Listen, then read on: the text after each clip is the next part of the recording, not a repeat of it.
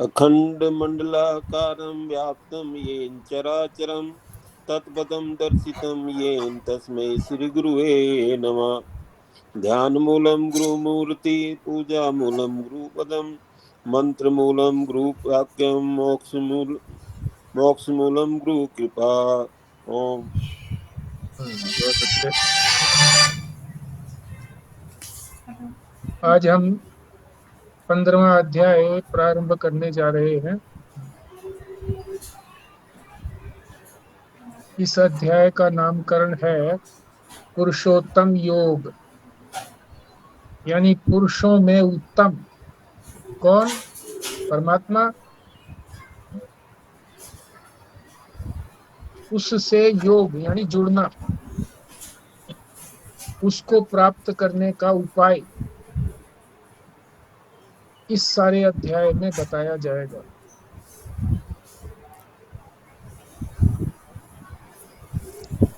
इस अध्याय में सारी गीता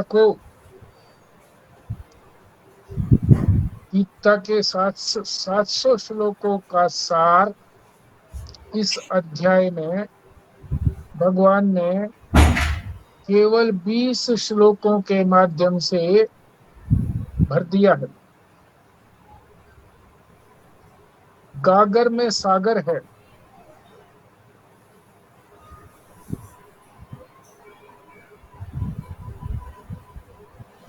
इसको यदि हम गीता का संक्षिप्त संस्करण कहें तो भी ठीक है।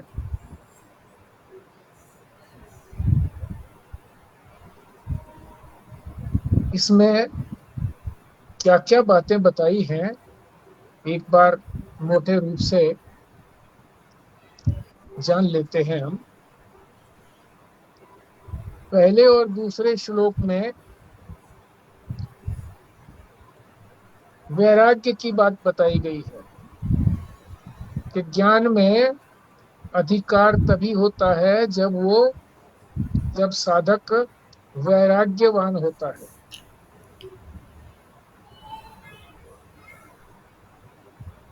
और वैराग्य किससे करना है? संसार से। वही बांधता है। तो उसको काटने का उपाय जो है वो तीसरे और चौथे श्लोक में बताया गया है।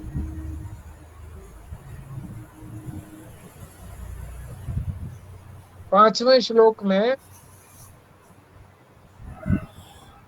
साधक में क्या योग्यताएं होनी चाहिए ये बताया है।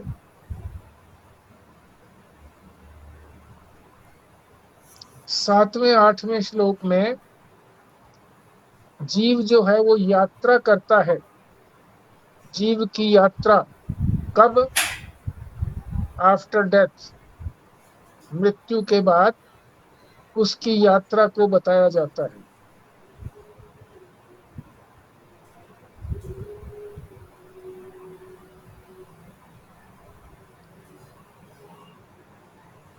सातवें के अंदर जीवात्मा का स्वरूप भी बताया जाता है।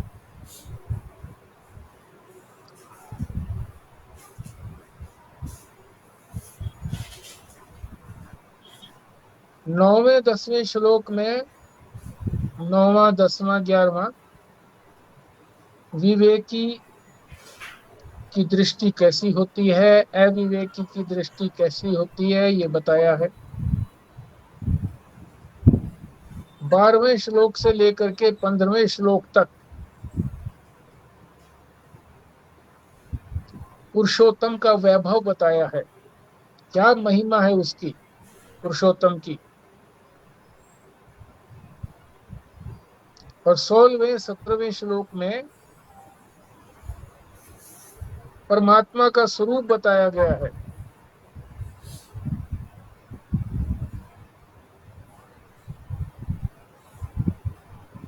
और 19वें 20वें में फल बताया गया है कि इस सब का अध्ययन करने से, सबको का पालन करने से क्या फल की प्राप्ति होती है। तो सब कुछ बता दिया, जीव का स्वरूप बता दिया, परमात्मा का स्वरूप बता दिया, संसार का स्वरूप बता दिया,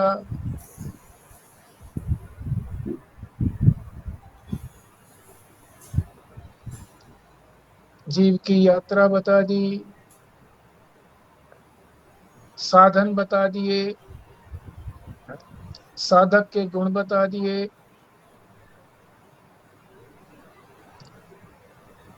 परमात्मा का वैभव बता दिया, और फल क्या होता है ये भी बता दिया। तो इसको गीता, सारी गीता का सार कहने में कोई आपत्ति नहीं है। गागर में सागर कहने से भी कोई आपत्ति नहीं है। तो ये आपके सामने एक बर्ड आई व्यू रखा था कि पक्षी जब आसमान में उड़ता है तो वो नीचे उसकी नजर रहती है, सारा जहां जहां उड़ता है सब कुछ उसे नीचे पता लगता है। इसी तरह से जब कोई बाढ़ वगैरह होती है तो प्रधानमंत्री या मुख्यमंत्री है, हवाई जहाज से निरीक्षण करते हैं कि कहाँ तक बाढ़ का पानी गया है, कितना नुकसान हुआ है। तो ये जो 20 श्लोकों का जो हमने सार सुना है, ये एक प्रकार से बर्ड आई व्यू ही है।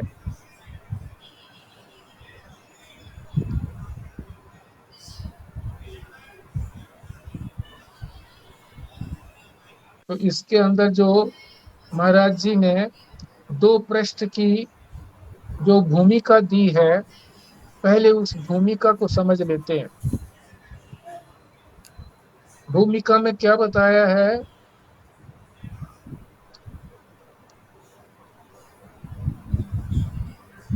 परमात्मा की प्राप्ति के लिए 2 मार्ग बताए हैं। एक तो अखंड कहा है, हाँ जी, अखंड कारण हाँ जी, क्या कह रहे हो? अखंड मंडलाकारम नहीं होगा? हाँ जी, अखंड मंडलाकारम नहीं करें? आंटी हो चुका है। हो चुका है, अच्छा हो चुका, ठीक है। आपके सामने ही हुआ है, पर आपने छोड़ दिया होगा ना, आप जुड़े हुए तो थे पर अच्छा, आप ध्यान नहीं रहा होगा इधर। आवाज ही नहीं आई।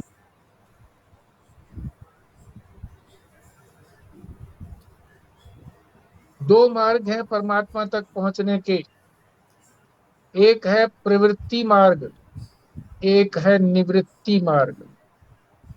प्रवृत्ति मार्ग में कर्म की प्रधानता रहती है,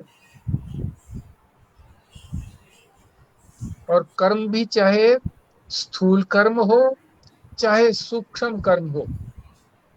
स्थूल कर्म तो हमारे हाथों से ही होते हैं, सूक्ष्म कर्म जो हैं वो हमारे मन से होते हैं। सूक्ष्म कर्म कौन से होते हैं? उपासना करना, ध्यान करना, जप करना मन मन में, ये सूक्ष्म कर्म है ये भी कर्म।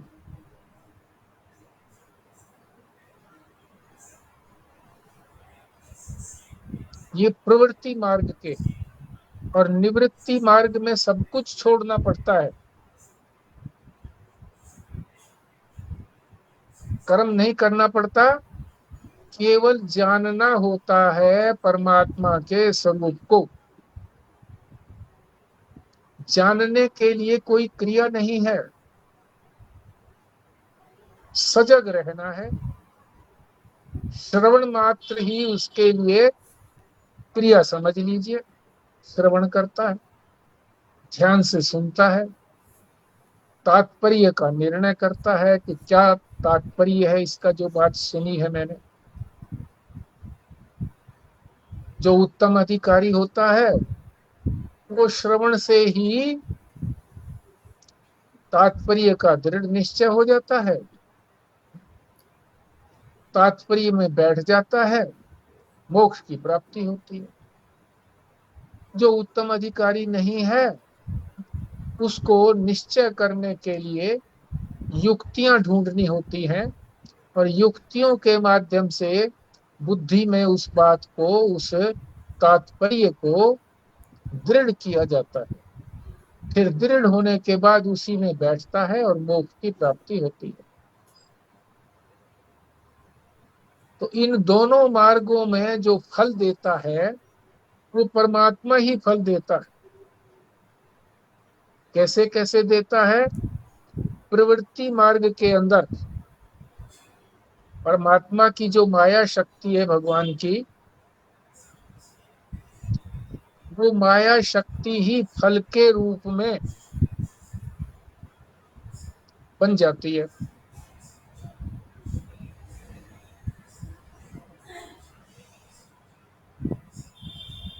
और ज्ञान का फल देने के लिए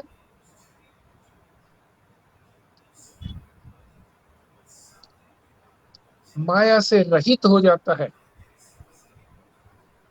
भगवान शुद्ध रूप में होता है, वो फल देता है।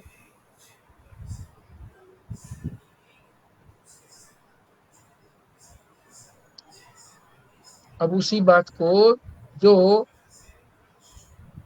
प्रवृत्ति मार्ग है उसमें भी बताते हैं कि जो साधक देवताओं की आराधना करता है, किस ढंग से करता है? भेद बुद्धि के द्वारा।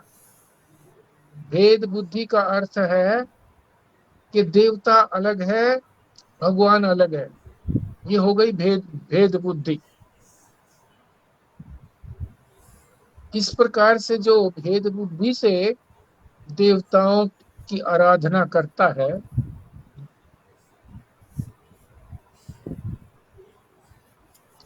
उसको भी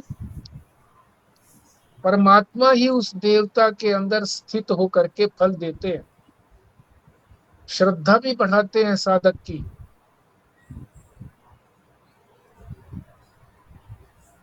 करते तो वही सब कुछ है परमात्मा ही,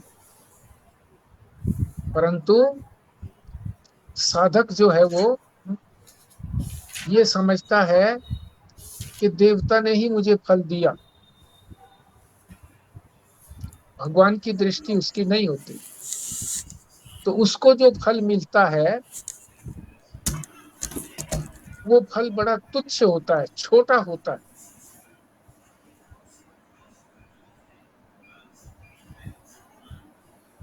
जैसी उसकी श्रद्धा होती है उसके अनुसार उसको फल दे देता है। वो तुच्छ फल क्या है? स्वर्ग दे दिया, तुच्छ ही तो है। फल भोग करके फिर इसी धरातल पर आना है, मृतलोक में आना है।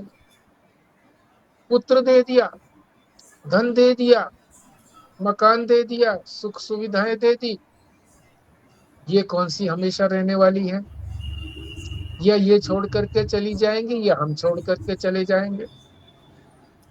तो आप यहाँ पे ये तो ये कहना आप यहाँ पे ये कहना चाहते हो ना कि देवता और ईश्वर अलग अलग नहीं है, बस वो हमारी बुद्धि की बात है कि हमारी बुद्धि कहाँ तक जाती है।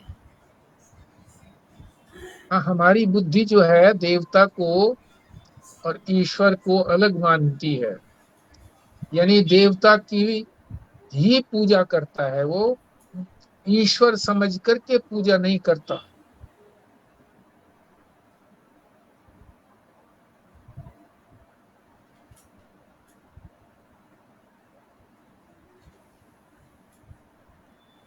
पर और दे जो भेद बुद्धि, हाँ जी, पर देवता और ईश्वर अलग अलग है कि नहीं?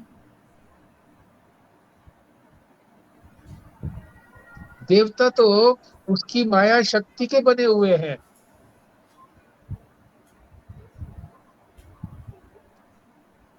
उससे अतिरिक्त तो नहीं है वो। पर साधक ने तो अलग कर दिया ना उसको।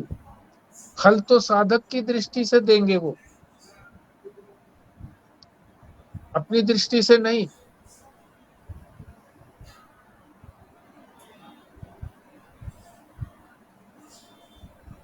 साधक ने कहाँ समझा कि मैं उन्हीं की पूजा कर रहा हूं। वो तो समझता है कि मैं तो इस देवता की पूजा कर रहा हूं, विष्णु की पूजा कर रहा हूं। तो विष्णु के जितने भी मंदिर हैं, हनुमान जी हैं, तो जो भी उनकी पूजा करे, ये साधकों के लिए निर्देश है कि वो भगवान समझ करके उनकी पूजा करें, कि चाहे वो रूप किसी रूप में है विद्यमान, पर है तो वही। इस प्रकार से पूजा करता है तो उसको क्या फल मिलता है?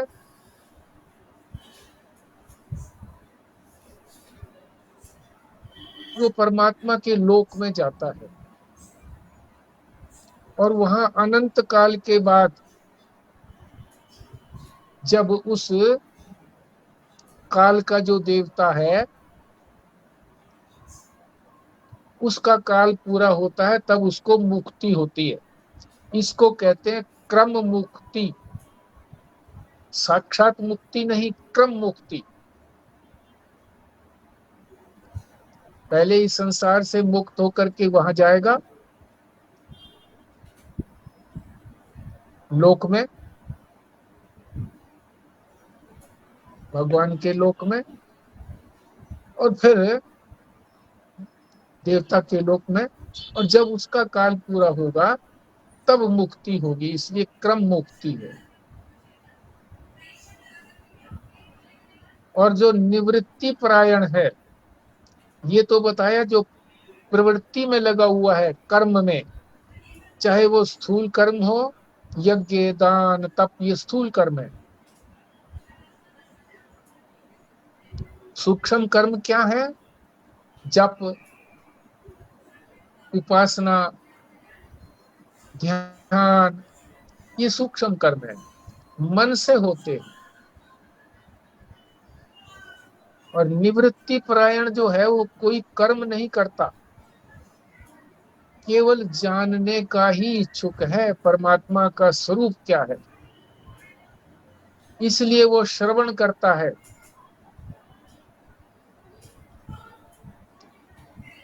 उपनिषदों का, गीता का, ब्रह्म सूत्र का, और जितने भी ग्रंथ हैं,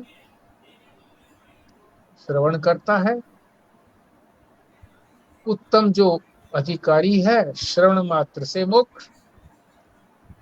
जो उत्तम अधिकारी नहीं है,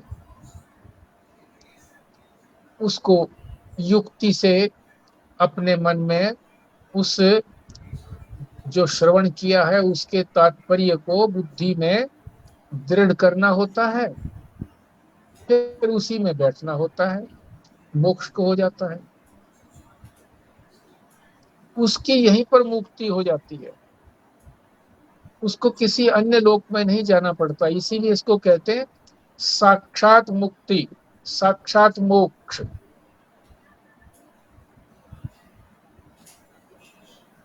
तो ये तो एक बात बताई कि प्रवृत्ति मार्ग और निवृत्ति मार्ग का फल देने वाला परमात्मा ही है। अब परमात्मा का तत्व क्या है, तो उस तत्व को समझाने के लिए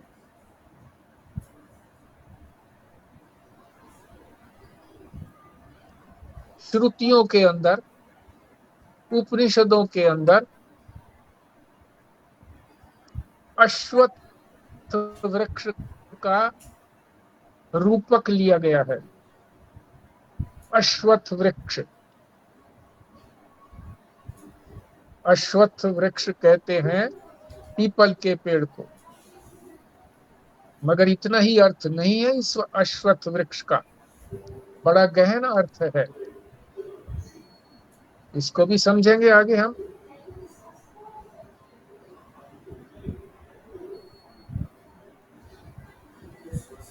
ये कठोपनिषद का जो मंत्र है, उस मंत्र को लेकर के भगवान ने उसी का अनुवाद करके यहाँ पर रखा हुआ है।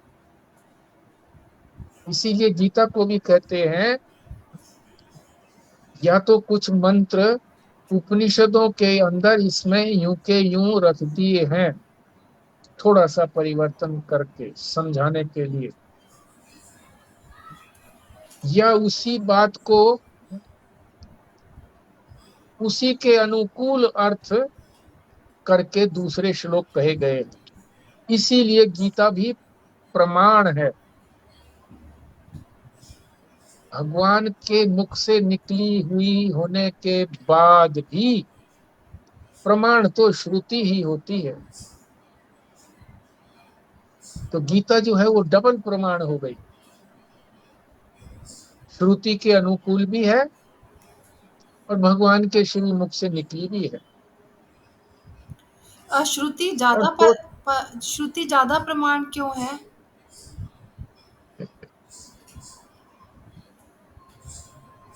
श्रुति जो है वो ऋषियों ने समाधि के अंदर सुनी है, श्रवण किया है, देखा है, तत्व को देखा है समाधि के अंदर। और ऋषियों को कोई किसी प्रकार का स्वार्थ नहीं है। ये किसी पुरुष के द्वारा नहीं बनाई गई है, केवल सुनी गई है। भगवान नारायण की जो वाणी है वो उन ऋषियों ने सुनी है, और वही वाणी यूं की यूं रखती गई है, उसी को श्रुति कहते हैं। किसी प्रकार का उसमें दोष नहीं है। मनुष्य में तो अनेक प्रकार के दोष होते हैं। ये भी आता है किसी जगह पर उसमें 4 प्रकार के दोष होते हैं, और ऋषियों में जो समाधि में रहते हैं उनमें कोई दोष नहीं है। इसलिए ये सुनी गई है। ज्ञान जो है किसी ने बताया नहीं है, ज्ञान शाश्वत है। वही ज्ञान सुना है और वही ज्ञान श्रुति कहलाता है। उसी को जब वेद में, उपनिषद में रख दिया है, उसी को श्रुति कहा है। उपनिषद भी श्रुति ही है। क्या हम ये भी कह सकते हैं कि जैसे भगवान कृष्ण जो थे वो तो फिर माया का एक रूप धारण करके आए थे और तब उन्होंने गीता का पाठ किया था, उपदेश दिया था, पर जो ऋषि मुनियों ने सुना वो तो ब्रह्म का था उपदेश, जो भी उनको सुनाई दिया या अनुभव हुआ, तो मतलब उसमें माया का भी टच नहीं था बिल्कुल भी, तो वो ज़्यादा निर्मल हो गया इसलिए। देखो, माया का टच तो इसमें भी नहीं है। माया से परमात्मा अलग है।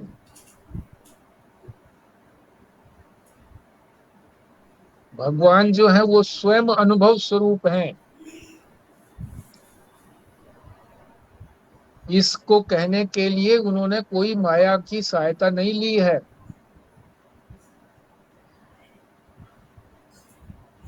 हाँ, ये कह सकते हैं कि उन्होंने जो रूप धारण किया है और उनके श्री मुख से निकली है, तो जो उनका रूप है, शरीर जो उन्होंने धारण किया है,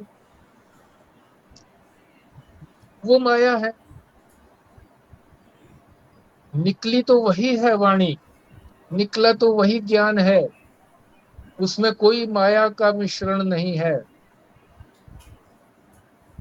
पर वो द्वार जो है वो माया का है, और वो भगवान माया से अछूते हैं।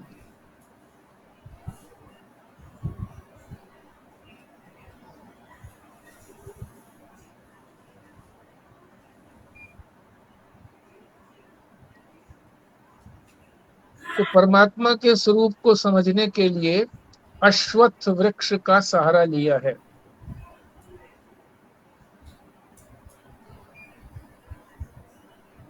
और उसका जो प्रारंभ किया है पहले श्लोक का, उसमें कहा है ऊर्ध्वमूलम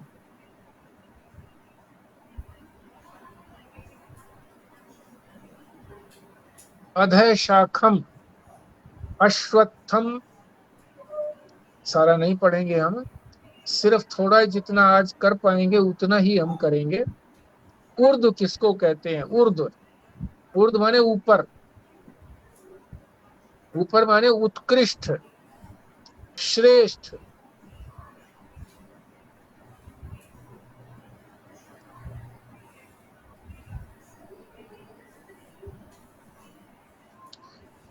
ऊर्ध्व मूल, मूल माने जड़।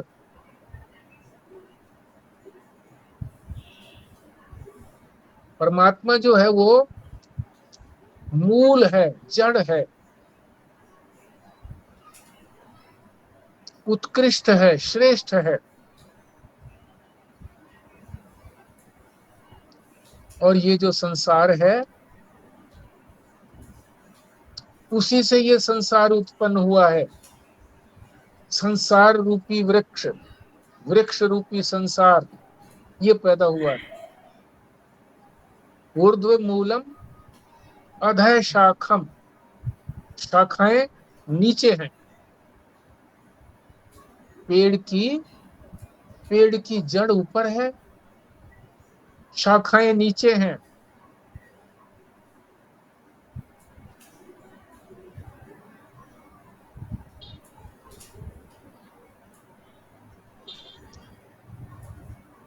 तो ये जो पेड़ है अश्वत्थ पेड़, पीपल का पेड़, उपमा दी गई है पीपल के पेड़ से। इस वृक्ष की क्या विशेषता है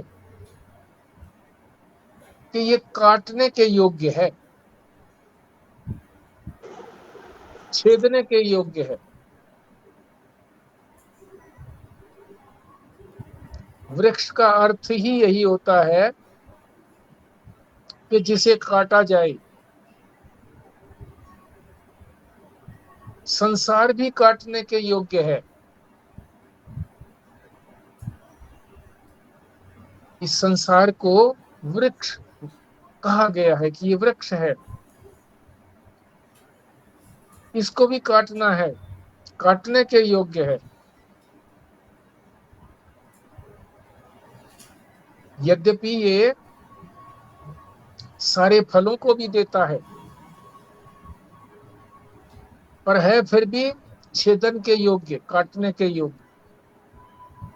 उसी प्रकार से संसार को देखकर ही परमात्मा समझ में आता है।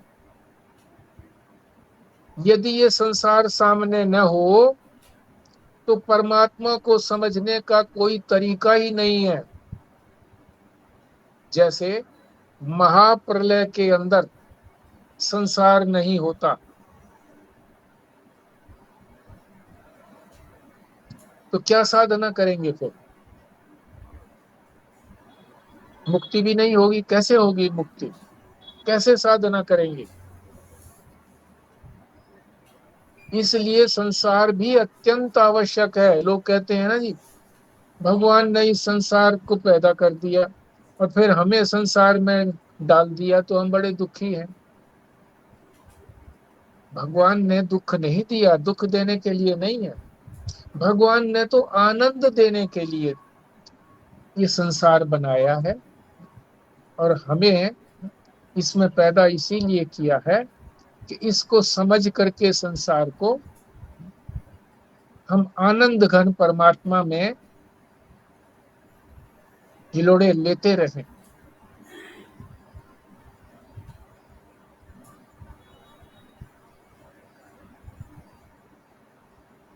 जैसे पेड़ को कहिए या फसलों को कहिए, फसल बोते हैं सारी, उगती है, फल लगता है, फिर उसको काटते हैं कि नहीं काटते हैं? नहीं काटेंगे तो सारा फल फैल जाएगा इधर उधर। तो काटते हैं, फल निकालते हैं उसके अंदर से, तो काटने के योग्य है। संसार अत्यंत आवश्यक भी है, नहीं तो हम मोक्ष की प्राप्ति कैसे करेंगे? क्योंकि संसार ही तो हमें माध्यम देता है। हमारा जो शरीर है ये भी तो संसार ही है, ये भी तो माया से बना हुआ है, अज्ञान से बना हुआ है। हमारी इंद्रियां, मन बुद्धि सारी, अहंकार तक, ये सारा अज्ञान का कार्य है।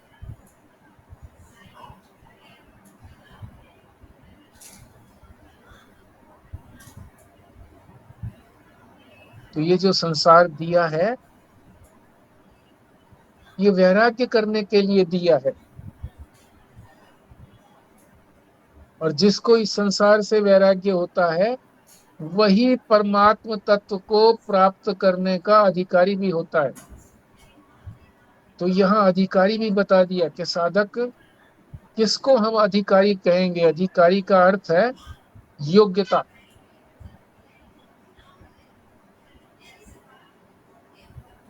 वही योग्य होगा जो जिसे इस संसार से वैराग्य होगा, उसी को अधिकारी कहते हैं।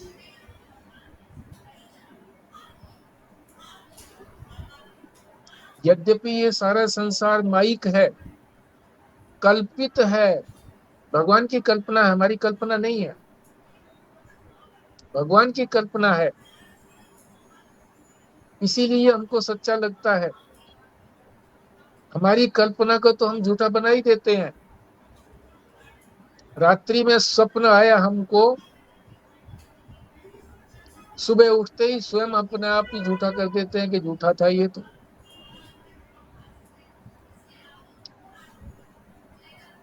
पर ये झूठा नहीं लगता, क्योंकि परमात्मा की कल्पना है, वो कल्पक है। जब वो इसको संसार को मिटना चाहेगा तभी मिटेगा वो। जब महाप्रलय होती है तो उसी की कल्पना होती है।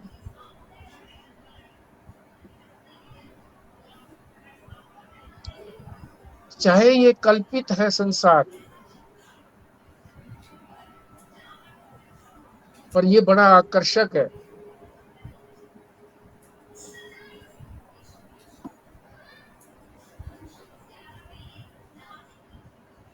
और जब तक इसमें आकर्षण बना रहेगा तो वास्तविक चीज को हम नहीं देख पाएंगे।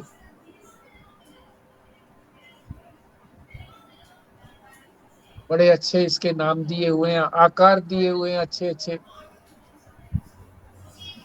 संसार कितना सुंदर लगता है, ऐसी फुलवाड़ी लगती है, इसीलिए इसमें इतनी आसक्ति है। इसीलिए हम इस कल्पित को हटाने में कठिनाई अनुभव करते हैं और असली चीज को, वास्तविक चीज को नहीं देख पाते।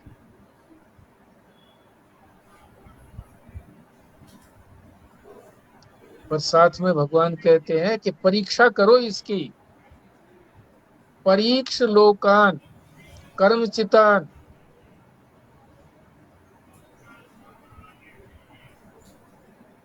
कृष्ण जी को ये सारा श्लोक याद है तो बोलिए एक बार।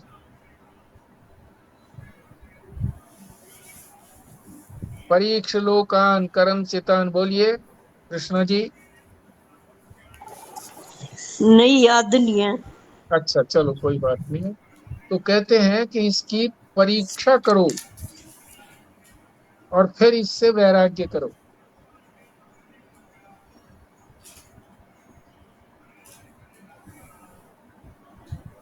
स्वामी प्रज्ञानंद जी का प्रवचन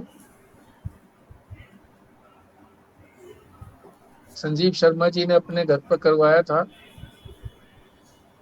तो हम लोग वहां उपस्थित थे। उन्होंने ये कहा भी क्या सुनना चाहते हो?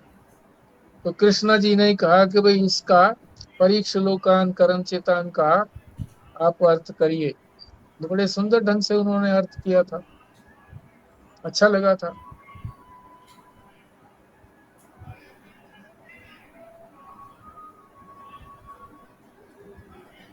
परीक्षा करने से ही पता लगेगा कि सचमुच में इसमें कितना तत्व है।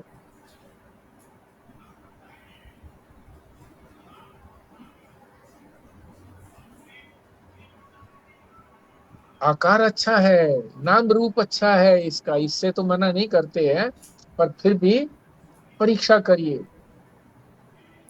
ये क्या है? परिश्लोकान, आगे क्या बोला आपने? कर्मचितान। कर्मचिदान, अच्छा।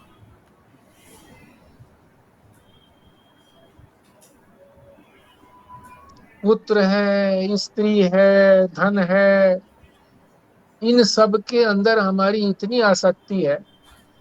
ये संसार ही है सारा, हमारा शरीर भी संसार है क्योंकि माया से बना हुआ है। पुत्र आदि का भी ये पुत्र पत्नी पति आदि का शरीर भी वही संसार है। जितने भी पदार्थ हैं सारे, वो सारे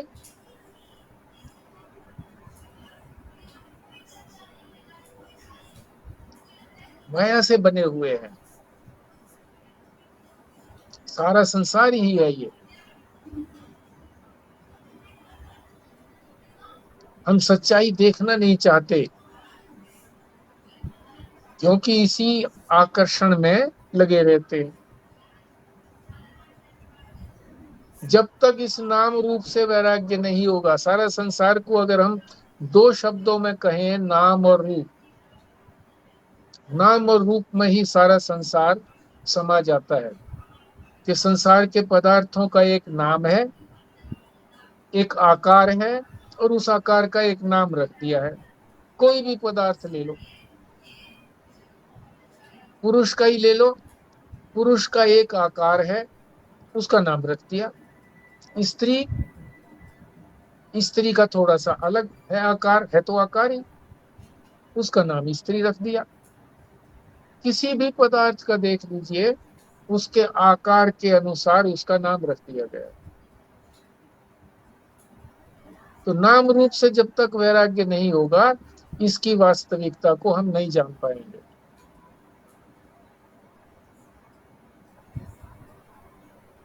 वैराग्य के बिना तत्व ज्ञान में हमारा अधिकार नहीं होगा, हम में योग्यता नहीं आएगी।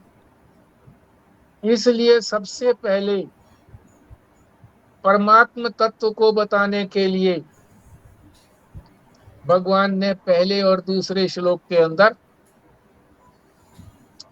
वैराग्य को ही बताया है कि किस प्रकार से, किससे वैराग्य करना है। इस संसार से वैराग्य करना है, इस संसार के रूप का ही वर्णन कर रहे हैं।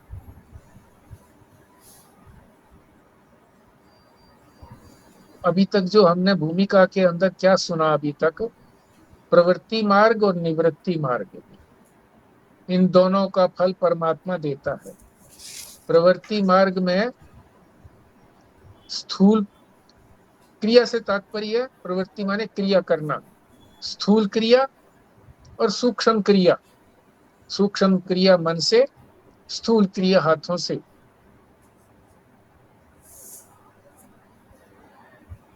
और निवृत्ति मार्ग कोई क्रिया नहीं, केवल जानना बारे, सब कुछ छोड़ करके परमात्मा के स्वरूप को जानना, उसको कहते हैं निवृत्ति मार्ग। प्रवृत्ति मार्ग में ही बात बताई थी कि जो देवताओं की मूर्ति रख करके और उनकी पूजा अर्चना करते हैं और ये सोचते हैं कि ये परमात्मा से अलग है, भेद बुद्धि रखते हैं, तो उनको तुच्छ फल मिलता है। तुच्छ फल इस संसार का ही मिलता है, या अधिक से अधिक स्वर्ग का सुख मिलेगा।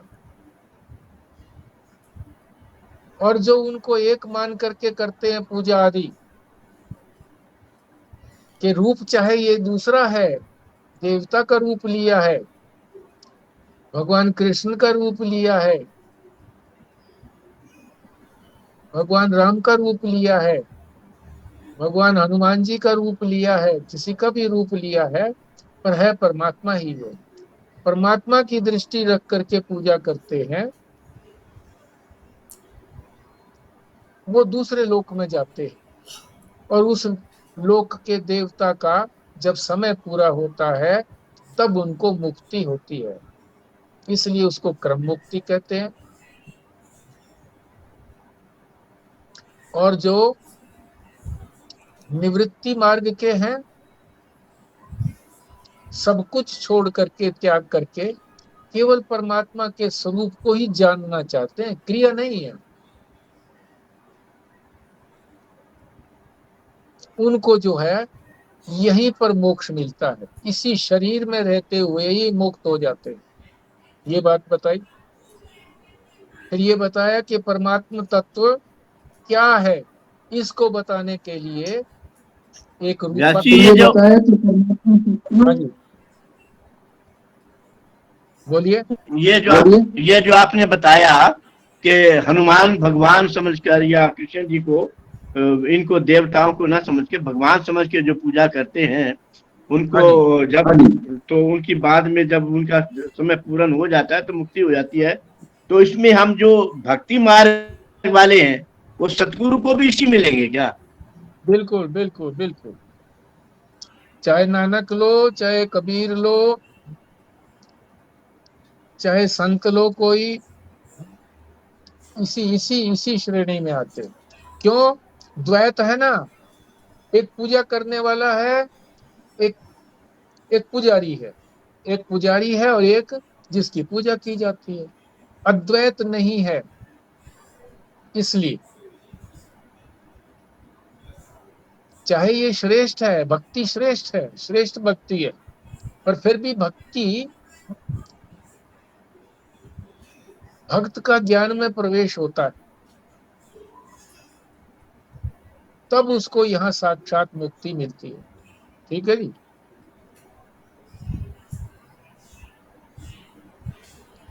तो ये जो पहला श्लोक लिया गया है, ये उपनिषद से लिया गया है, और उसमें जो रूपक लिया गया है वो अश्वत्थ वृक्ष का लिया गया है, पीपल का पेड़।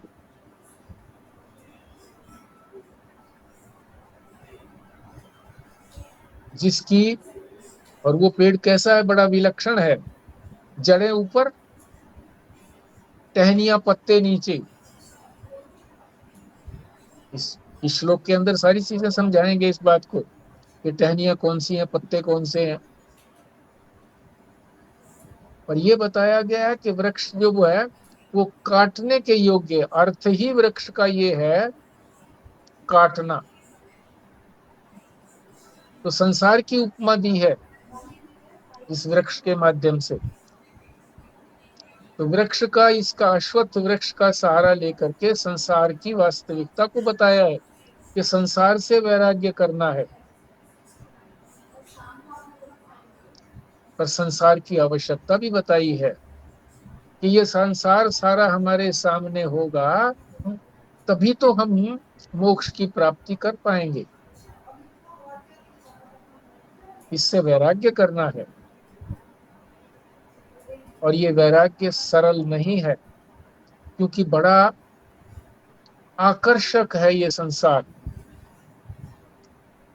नाम रूपात्मक है। अधिकारी वही है, योग्यता उसी को प्राप्त होती है, उसी को योग्य कहा जाता है जो इससे वैराग्य कर लेता है। अब हम इसका पाठ करते हैं पहले श्लोक का।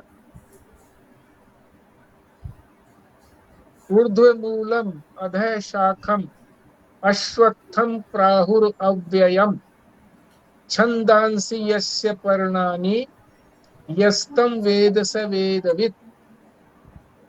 ये पहला श्लोक है।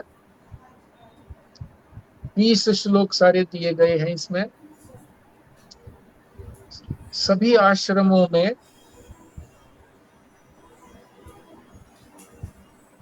भोजन के समय सायंकाल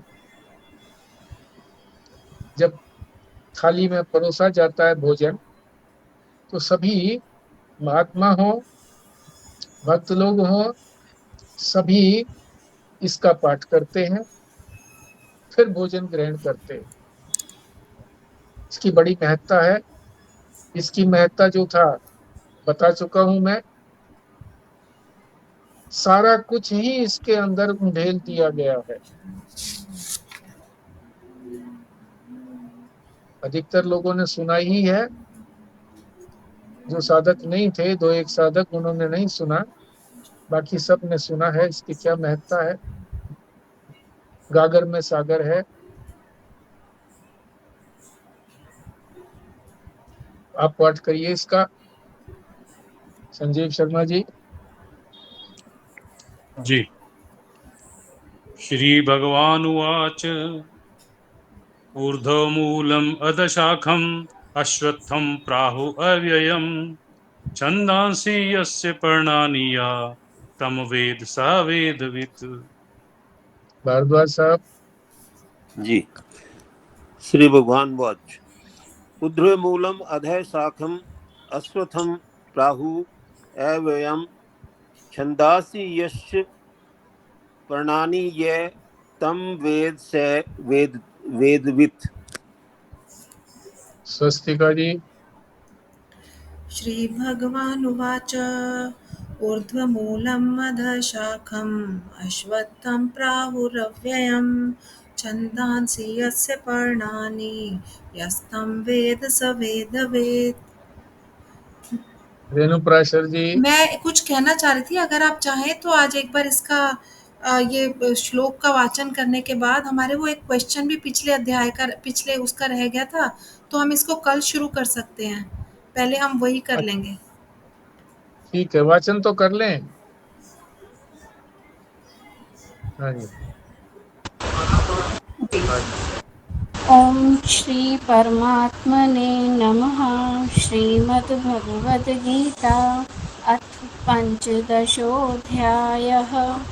श्री भगवानुवाच ऊर्ध्वमूलमधः शाखम् अश्वत्थं प्राहुरव्ययम् छन्दांसि यस्य पर्णानि यस्तं वेद स वेदवित्। बहुत अच्छे। मैंने स्वस्तिका के बाद प्राशर जी को इसीलिए कहा कि ये भी प्रयास करती हैं उसी तरह की ध्वनि देने का, और इनका प्रयास काफी सफल भी रहता है। विमला जी।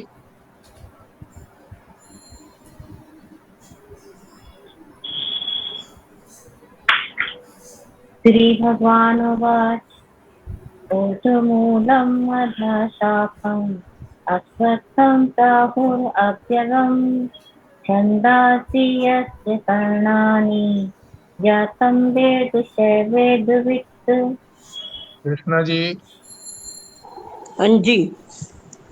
श्री भगवानुवाच ऊर्ध्वमूलम् अधः शाखाम् अश्वत्थं प्राहुरव्ययम् छन्दांसि यस्य पर्णानि यस्तं वेद स वेदवित्। ओम। राणा जी।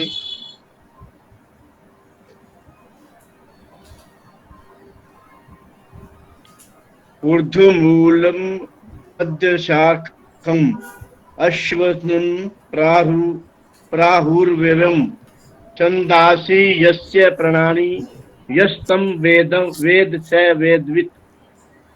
ठीक है, संभवतः सबने वाचन कर लिया है। अब जो पिछले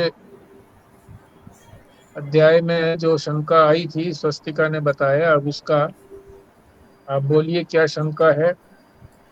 हाँ, वो शंका नहीं थी, एक प्रश्न कल रह गया था जो आपने क्वेश्चन पेपर डाला था इस पे।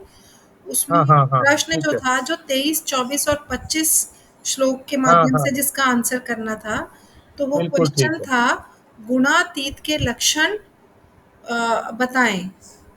हाँ हाँ हाँ, जो उनके गुणातीत के, तीन लक्षण है वो बताने हैं, गुणातीत के लक्षण। बिल्कुल ठीक है। हाँ जी बोलिए। 3 श्लोक हैं, तीनों श्लोकों में कौन कौन से लक्षण दिए हैं वो बताइए।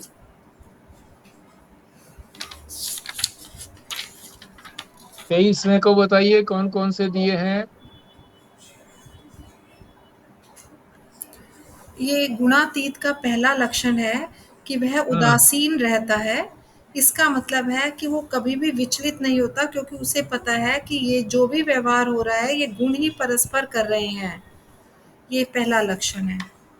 हम्म और कोई बोलना चाहे?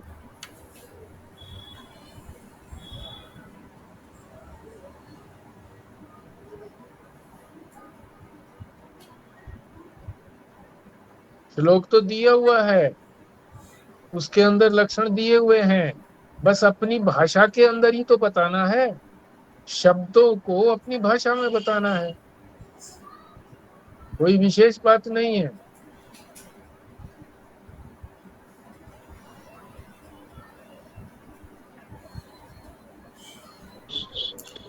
दूसरा लक्षण चलो बताऊं? हाँ दूसरा बताइए 24 का। दूसरा लक्षण है कि जो आत्मनिष्ठ रहता है, जिसके अंदर कभी भी चाहे सुख आए या दुख आए, उसमें उसको कभी भी राग और द्वेष नहीं होता, जिसके लिए मिट्टी और सोना एक जैसा है, जिसके लिए प्रिय और अप्रिय बराबर है, निंदा स्तुति भी एक जैसा है, तो वो भी गुणातीत है, क्योंकि वो गुणों से ऊपर उठ गया है। ठीक है, गुणातीत के लक्षण बताए जा रहे हैं, मिट्टी, पत्थर और सोना, 3 चीजें। ठीक है, और कोई बोलना चाहे? 24वें श्लोक को भाषा में ही तो बताना है।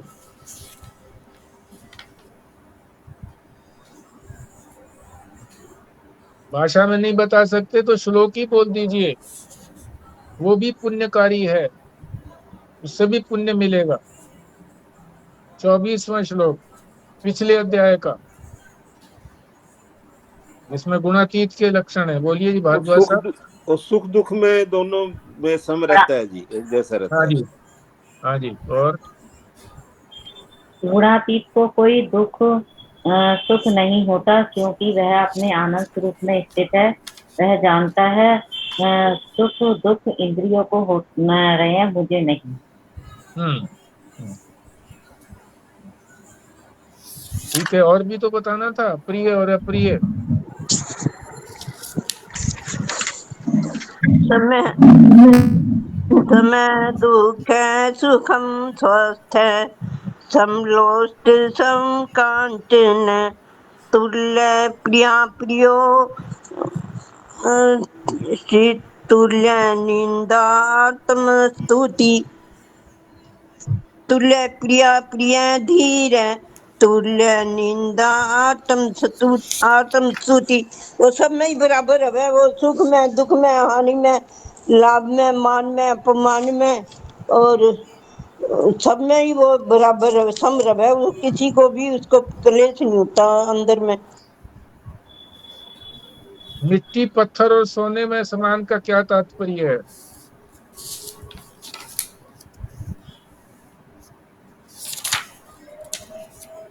मिट्टी, पत्थर और सोना एक तो है नहीं, फिर समान का क्या तात्पर्य है?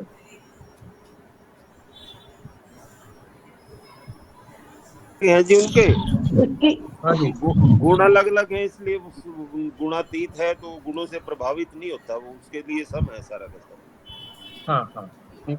क्योंकि ये सारे पदार्थ गुणों से बने हुए हैं, चाहे मिट्टी हो, पत्थर हो, सोना हो, गुणों से बने हुए हैं, गुणों से वो परे चला गया है, कोई महत्व नहीं है उसके लिए, क्योंकि संसार का कोई भी पदार्थ उसके काम का नहीं है, कोई लेना देना नहीं है उसको, सारे पदार्थ गुणों से बने हुए हैं। ठीक बात है। वो यहाँ निंदा और स्तुति में भी एक रहता है, सम रहता है हाँ, जी, निंदा निंदा और स्तुति। यहाँ कहा गया है इस बारे में कि उसके लिए सारे पदार्थ जो हैं प्रयोजन शून्य है, मतलब कोई भी उसका हम्म काम सिद्ध नहीं कर सकते, और अगर कोई प्रारब्ध के वशीभूत होकर कोई चीज आएगी तो वो अपने आप करा लेगी। ये उसका बड़ा मतलब स्ट्रॉन्ग निश्चय है। ठीक बात है।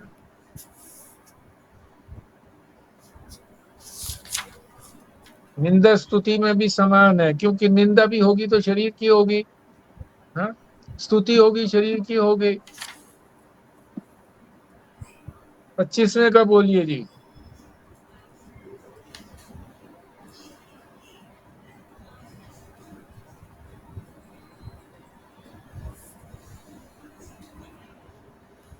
पच्चीसवें श्लोक में 3 चीजें बताई गई हैं। पहला, जो अपने मान और अपमान में एक जैसा रहे।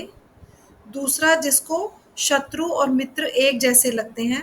और जिसने सभी कार्यों का आरंभ को छोड़ दिया है, कोई भी कार्य वो आरंभ नहीं करता, तो फिर वो गुणातीत हो गया। ठीक है, और कोई बोलना चाहे? सर्व आरंभ प्रत्यागी होता है जी, वो सब कोई भी नया कार्य आरंभ नहीं करता वो। हाँ, किसी भी प्रकार के कार्य को शुरू ही नहीं करता है। जो पहले से चल रहे हैं उन्हीं के संपूर्ण होते ही नया कार्य नहीं शुरू करता।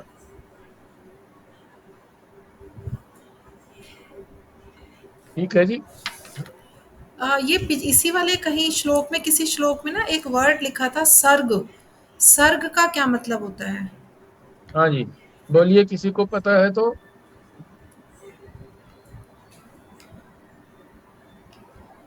सर्ग का मतलब होता है जी सृष्टि। हाँ, सृष्टि का प्रारंभ और फिर सृष्टि का जो प्रलय होता है, इसके बीच के काल को सर्ग कहते हैं। सर्ग, नई सृष्टि है तो दूसरा सर्ग हो गया। ठीक बोला। मतलब सृष्टि का प्रारंभ जब होता है उस काल को। अब वो काल जब तक रहता है तो वो एक सर्ग हो गया, फिर नई सृष्टि है तो दूसरा सर्ग आ गया।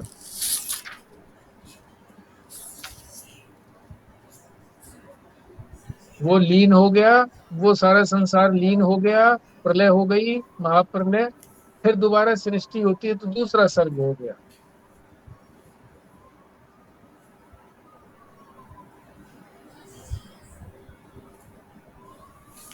जैसे अब सृष्टि है, ये एक सर्ग चल रहा है, ये जब इसका अंत हो जाएगा तो ये सर्ग खत्म हो जाएगा, नया स्टार्ट होगा। हाँ जी, हाँ जी, हाँ जी।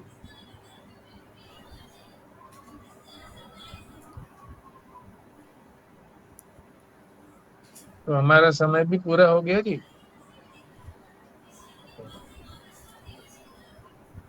ये पहला प्रश्न जो है, ये पहला श्लोक जो है बहुत महत्वपूर्ण है। काफी विस्तार से महाराज जी ने इसको समझाया है, तो इसको हम अच्छी तरह से समझेंगे। बड़ी युक्तियों से समझाया है, सारी युक्तियों को हम ध्यान में रखेंगे, कल करेंगे इसको। आज यहीं पर पूर्णाहुति करते हैं।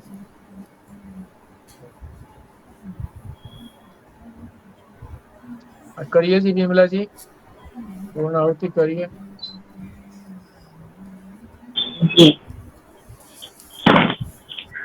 ओम पूर्णमदः पूर्णमिदं ओम पूर्णमदः पूर्णमिदं पूर्णात् पूर्णमुदच्यते पूर्णस्य पूर्णमादाय पूर्णमेवावशिष्यते। ओम शांति शांति शांति। नारायण नारायण नारायण नारायण। नारायण।